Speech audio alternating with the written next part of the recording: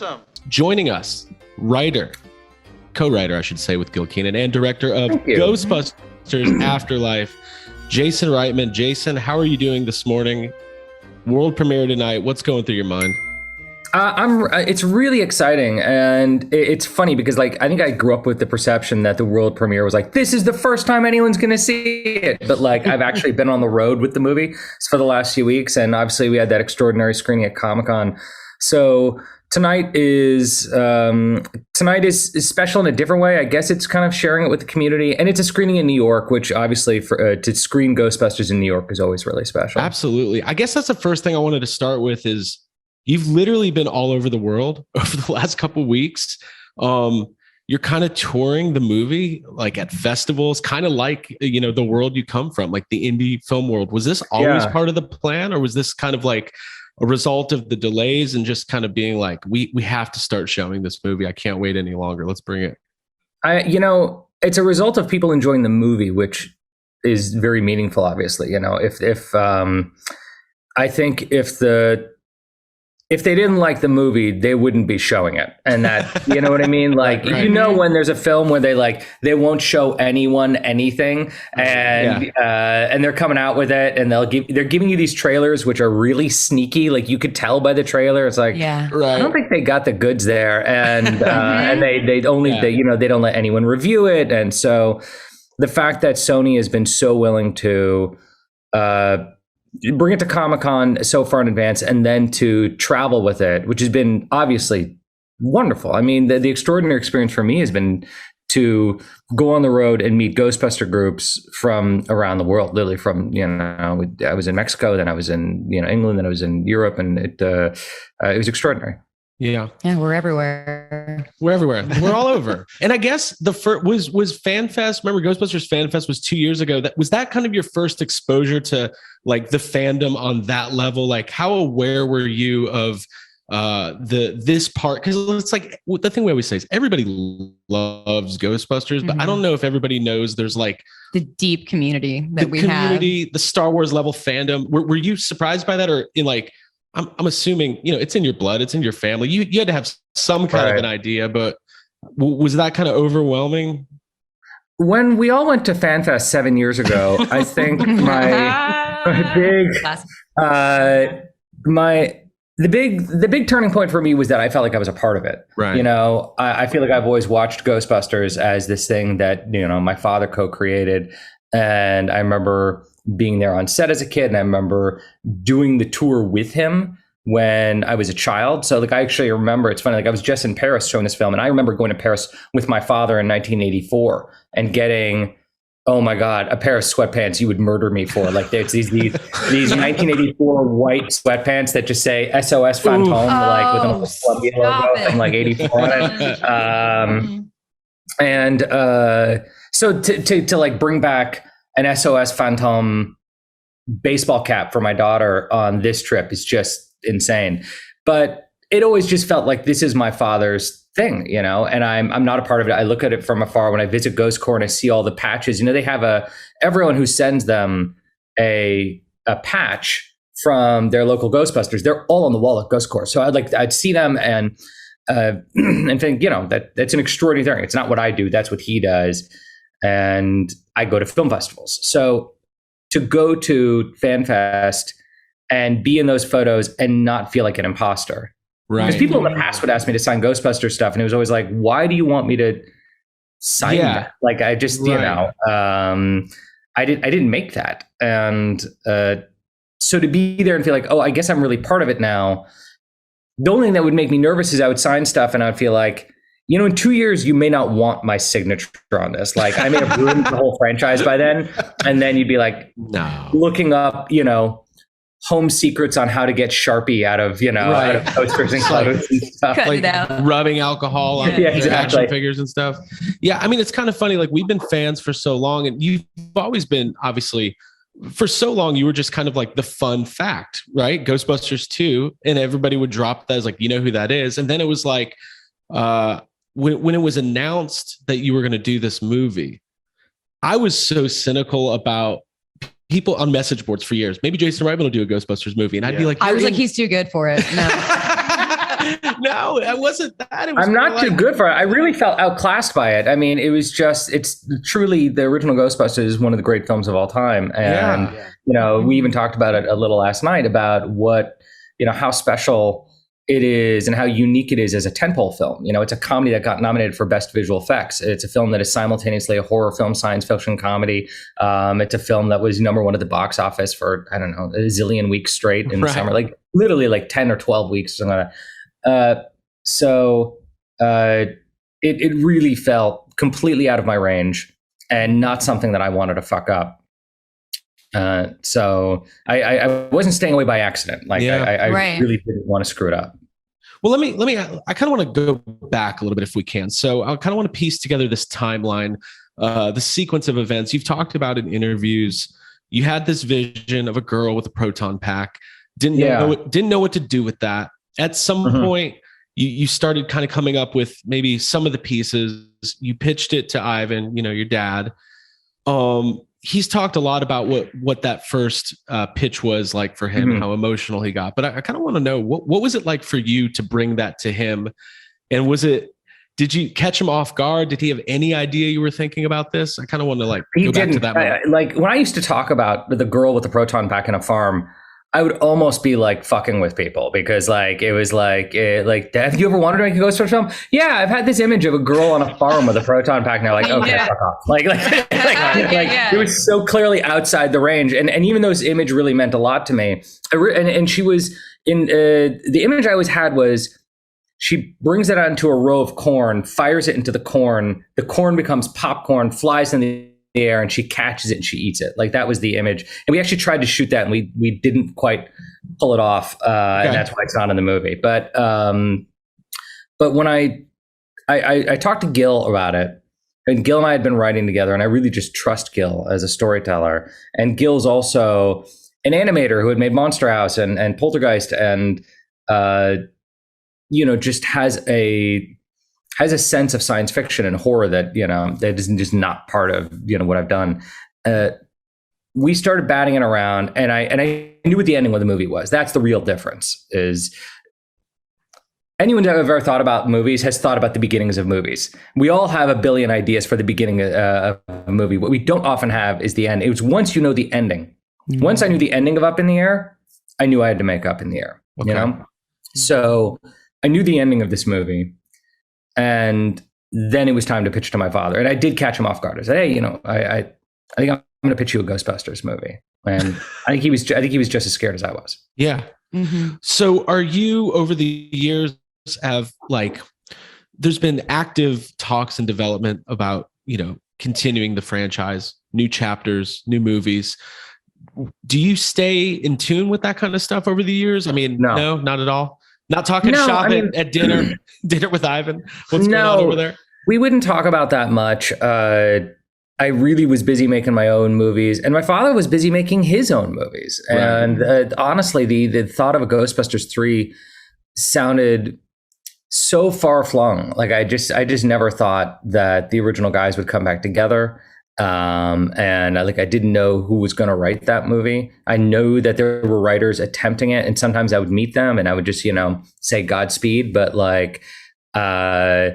it seemed like a very tall order. And I should say that when I approached my father about this, never in my head did I think I was pitching Ghostbusters 3. Because I just don't think it's my place to make a Ghostbusters 3. Right. I think that, the only people that should have ever done that would have been Harold and Dan, and it's their unique mix of personalities that capture the tone that is Ghostbusters.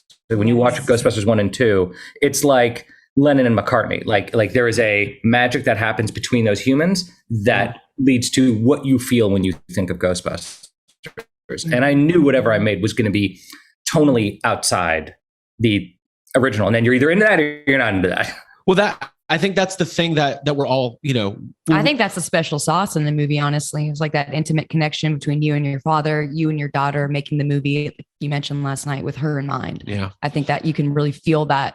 And it just puts the heart right in where it needs to be in that movie. It's incredible. Thank you for saying that. Yeah. Of course. Thank you. Hey, you're welcome. Thank you. By the way, I mean that. I wanted to make a movie about the rest of us. Yeah. Right?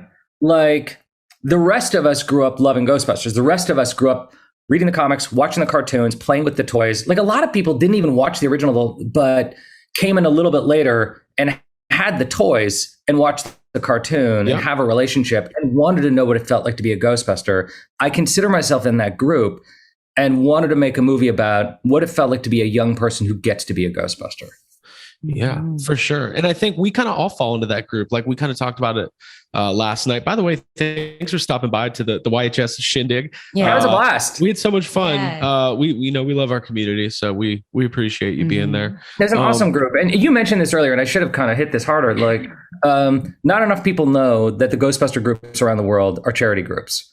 Yeah. They see grown people dressing up as Ghostbusters, and they don't get the full picture. And the full picture is that they are doing good. They are out there raising money for children's hospitals. They are out there like showing up in their uniforms to raise money and do charity work. And that is why they make their own Ecto ones and show up in them. That is why they put on these flight suits and spend all that time building these proton packs.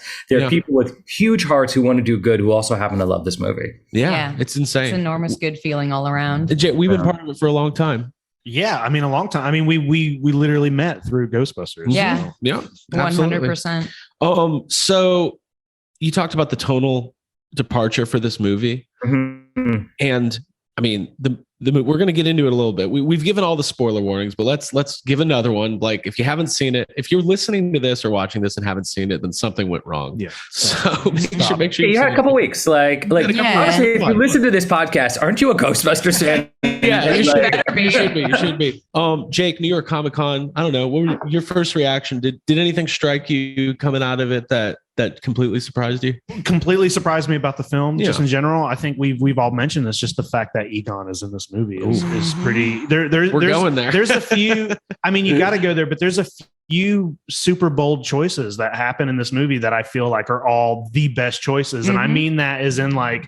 There's no Slimer. There's the theme song doesn't play till the end. There's no. Well, Slimer lives in New York. That always drives me crazy. Is like when people are like, "Why isn't Slimer there?" I'm like, "But dude, Slimer lives in New York. There's a character. He has a location. Yeah. Like he does not live in Oklahoma. Why would he be in Oklahoma?"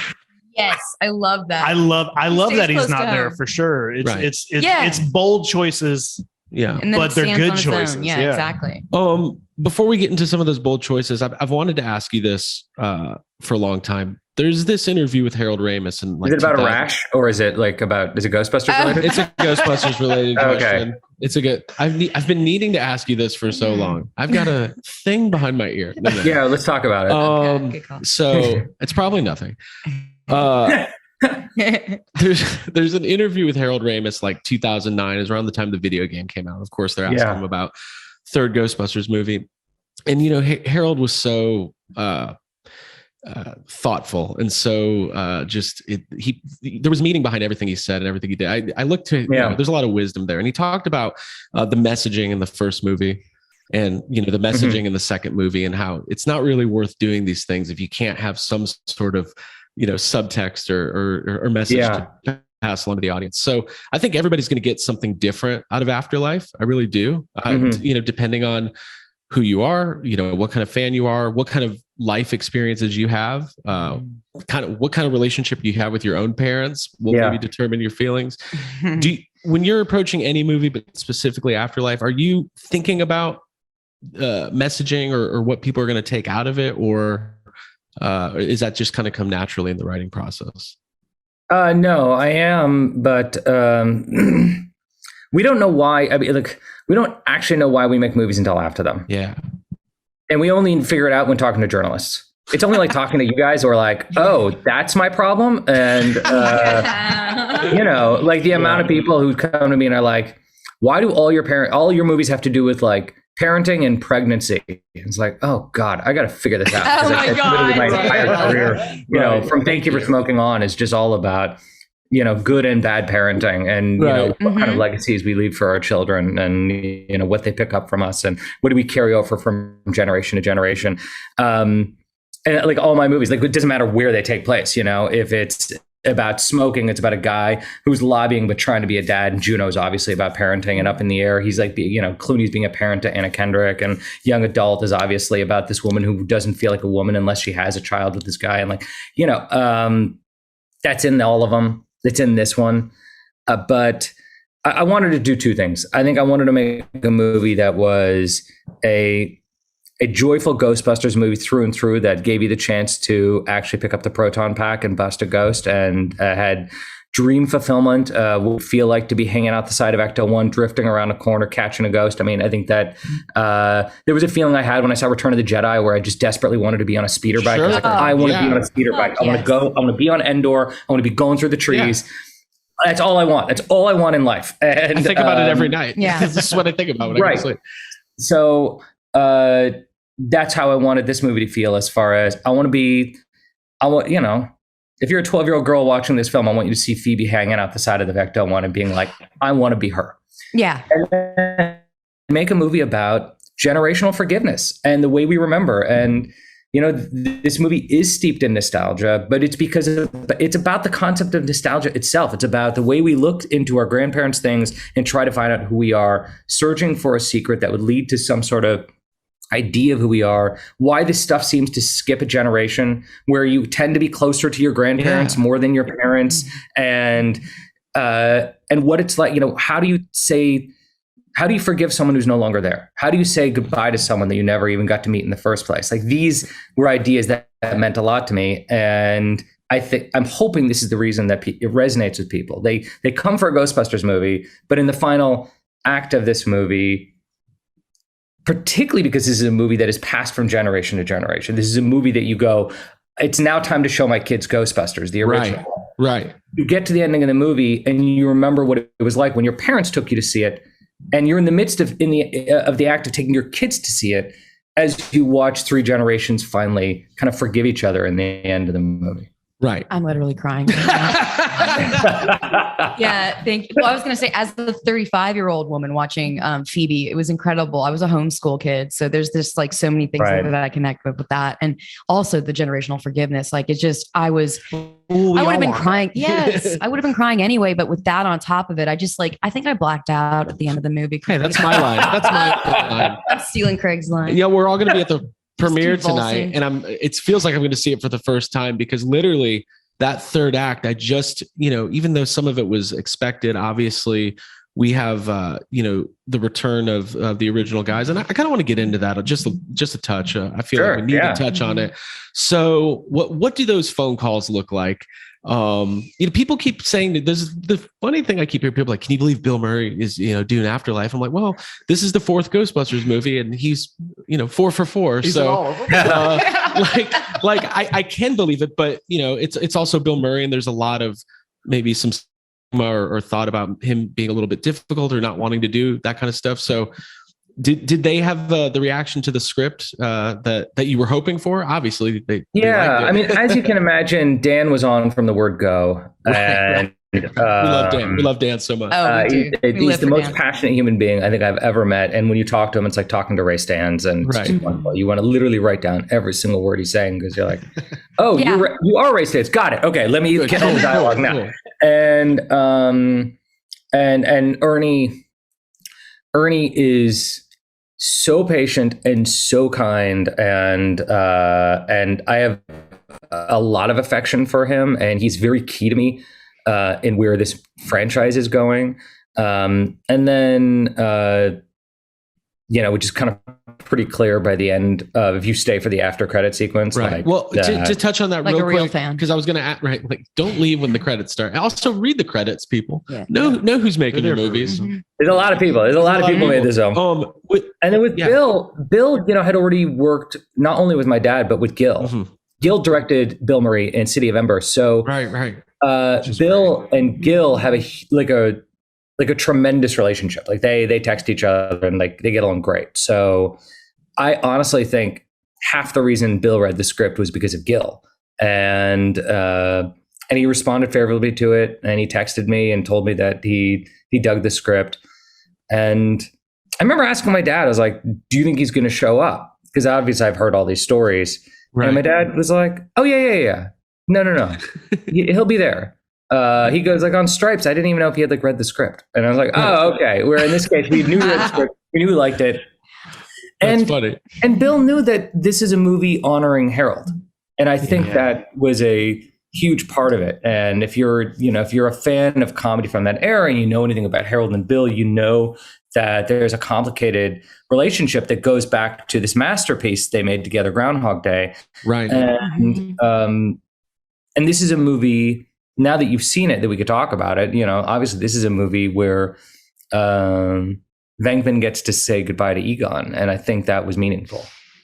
Yeah, I'm glad you brought that up, because I would recommend anybody who hasn't read Violet Ramus Steele's book. It's wonderful. It's so wonderful. Yeah. And she's great to talk to. It's kind of public knowledge, but after Groundhog Day, Bill and Harold did have a complicated relationship. So there's this wonderful moment in the last couple minutes of the movie where, on screen it says for Harold, and you're in the middle of, are you guys okay? Jake's crying. Jake's crying. What kind of journalistic integrity? It's just weird when we're talking about Ghostbusters and how great this movie is and how it's all this family film, but then there's like this other extra subtext when you know the history with Bill Murray and Harold Ramis, and the ending hits you on 15 different levels. It punches you right in the face. That'll be a quote on the post. Punches you in the face. We've got I think just a couple minutes left. One thing I did want to touch on, this cast is incredible. Logan Kim, Celeste O'Connor, McKenna Grace. Logan Kim, eh? Oh, hell yeah. Out of nowhere. Out of nowhere. Love His Name podcast. Means a lot to us. Good call. Thank you. We're writing this character, and we knew he had a podcast that we thought, well, the modern day Ray Stans would have a podcast where he talks passionately about his love of the Supernatural and everything.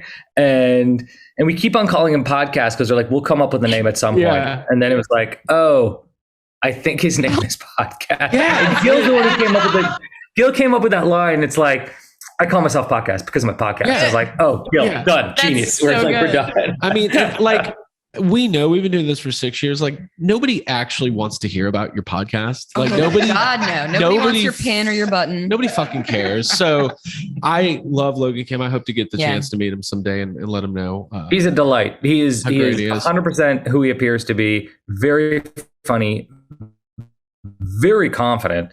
Day one, like it was his 20th movie. That. Like, literally, he's there on day one, like reading the sides, like, what are we doing? Okay, got it. Yeah, what's for lunch today? All right, cool. You want to stand there, walk there? All right, I'm with you. And it's just like, who are you? Where do you come from? That's perfect. Yeah. You talked a little bit about Ernie. Obviously, Ernie is somebody who's been so important to. He's been really connected with the fans over the years. He does the conventions, he does the signings. We've had him on our show. Jake's had dinner with him. Like Ernie's the best. Ernie's the best. And then, but also, like, are we getting a knock? Let's continue. You answer that. We're in a rented space. Our hotel had anyways, we'll keep going. Room service? We're here for you. Yes, we got eggs Benedict. No. Doing it up. We'll treat. We'll edit this part out. Probably not actually. It's always more chaos. yes have something than anything. We usually have a deliberate person. Ernie had the end of this movie is really about Ernie and his maybe the future of the franchise, maybe future stories, but there's these great moments with him and Janine, and just kind of, if you could walk us through the thought process. By the way, Jake, what happened there? They just said to be quiet when we leave. Okay.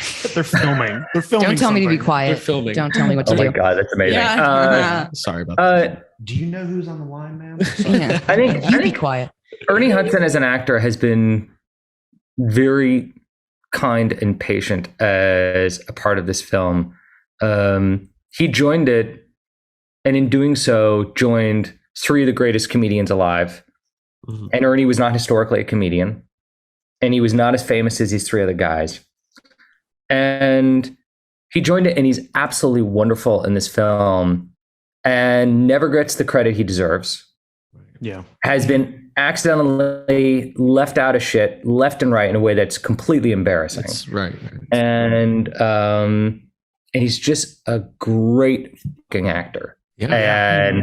And while not being a comedian, holds his own with Bill Murray, Dan Aykroyd, and Harold Ramis, which is insane. Yeah. Yeah, it's insane. Like if any actor was given the job of, all right, you're going to join Bill, Dan, and Harold at the top of their game and be on screen with them all the time and hold your own and not look foolish, is insane.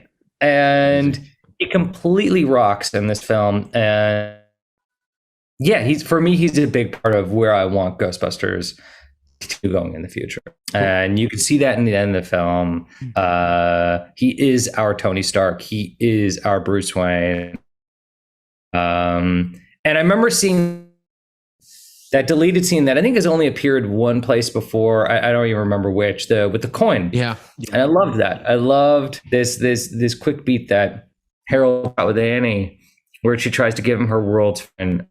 And I was like, oh, we got to tag that somehow. Yeah. So we went looking for a real one of those coins, which we found. We only found a couple of them. And we shot the other side of that beat where I always thought, oh my God, how amazing if she still had the coin. And we could tie that together and see her then and have this moment between her and Ernie and really tee up the future. Well, I love it because it almost like, obviously we don't know what future plans are, but it leaves it at kind of almost a fork in the road where it can go a lot of different places. And I think that's what excites me as a Ghostbusters fan who's been, we've been waiting for new chapters in these movies and these stories for literally our whole lives. Like I saw Ghostbusters 2 when I was 5 and I was like, Mom, when's the next one coming out? She's like, probably pretty soon. So does your mom know Dan? Your mom knows she got that information from Dan. She got the information from Dan Aykroyd. It's shooting in the fall. We're in production this fall. Perfect. Okay, so we got 3 minutes left. So, oh boy, Jake, let's talk about your Cujo. Were you talking about the Cujo Child's Play thing? Let's do it. Sure. I mean, were those movies your choices, or do you love those movies? Like, why, dude? When he pops up with the Cujo, the three of us freaked out. I'm like, we're watching Ghostbusters. There's plenty of things to freak out about, but now Stephen King and Chucky are involved for some reason. Okay, so love Cujo, love Chucky.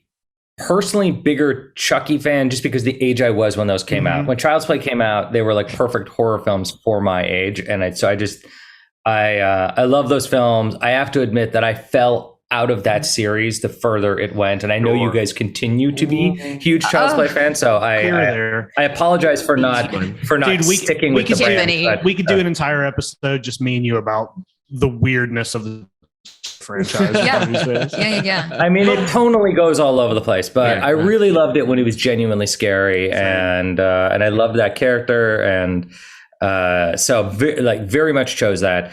Cujo I did choose as well, but I think the reason why we went with Cujo was particularly so we could dovetail into the joke about Beethoven, which was obviously a weird Easter egg to my father. Right. So I love that.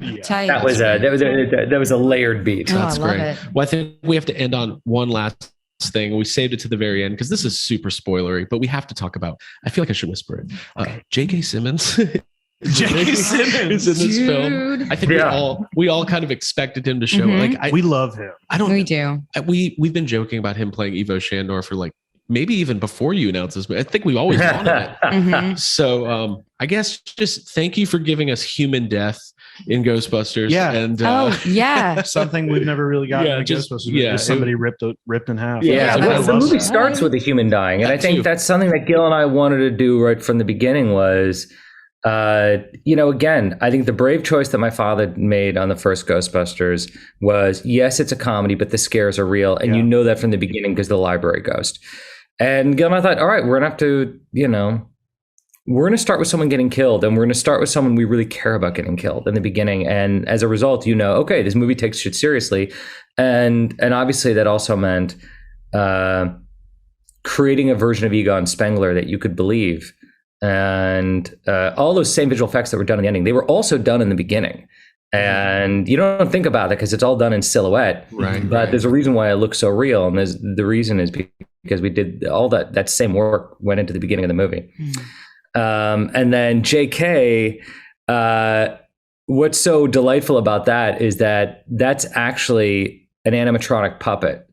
So when he gets ripped in half, I remember we had a conversation with the visual effects team, and they're like, all right, we've budgeted a lot for this human body getting ripped in half. And I was like, oh, no. We're doing that practically. And like, I love it. What? It's like, oh yeah. And I remember like being like, yeah, it's really simple. It's just going to be like, we'll draw like it'll be like this, we'll make like a head with a body, and you'll see her face like in between it, and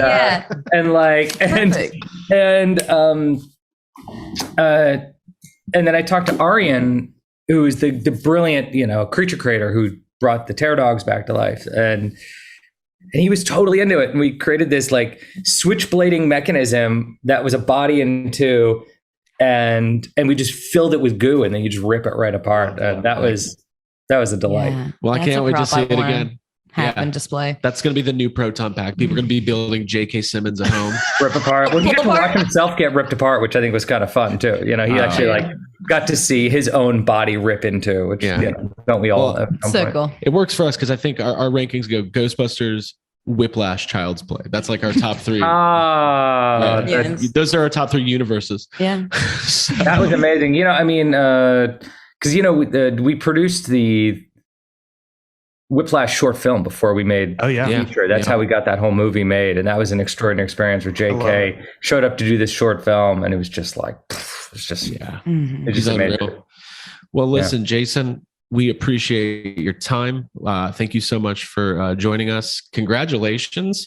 I'm ready for a nap, so you must be ready for like a 6-month, island getaway where you don't have to talk about Ghostbusters for a little while, but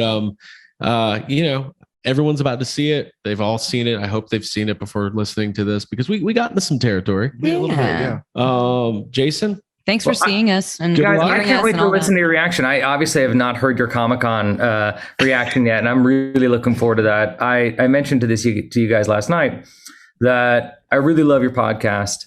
I'm a big podcast fan in general. Thank you so much. But I love yours, and it was very meaningful to me while I was making the movie. Because unlike anything I'd ever made before, I felt like I was working with an existing fan base. This Ghostbusters is something that never belonged to me.